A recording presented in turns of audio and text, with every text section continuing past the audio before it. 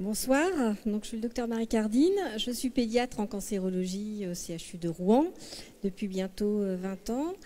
Et moi aussi, je suis très très heureuse d'être parmi vous parce que en fait, la cancérologie en pédiatrie ne concerne pas que la médecine. Si vous êtes là, ça veut dire que c'est un enfant qui a un parcours de vie.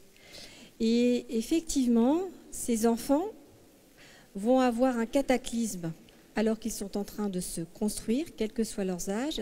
Et comme disait Christine Pérignon, c'est pas parce qu'on va arrêter un traitement et que l'enfant va être en rémission complète que sa vie va reprendre un cours normal. Le cataclysme va se poursuivre pendant des années et des années.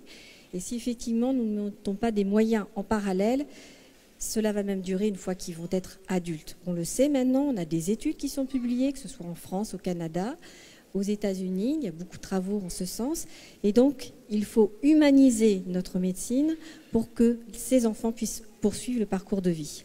Alors, un baby-foot dans une famille, dans une maison de quartier, c'est super sympa, on échange. Et bien, dans un service de cancérologie, on se construit parce qu'on se rencontre, parce qu'on s'aperçoit qu'on peut faire autre chose qu'avoir des cures de chimiothérapie. On peut s'apercevoir, qu'on peut aider des tout petits, parce que ce baby-foot, moi j'imagine très bien des enfants de 5 ans, de 10 ans, de 15 ans, de 16 ans, de 18 ans qui vont se retrouver, qui vont pouvoir dessiner, qui vont pouvoir exprimer leur souffrance, leur douleur, leur colère.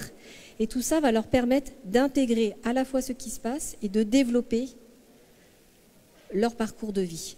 C'est un outil remarquable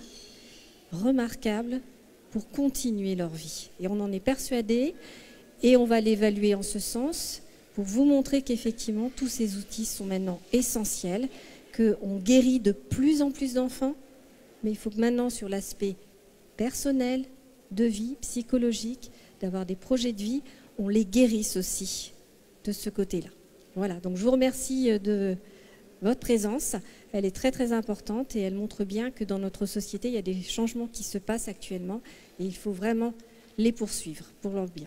Merci.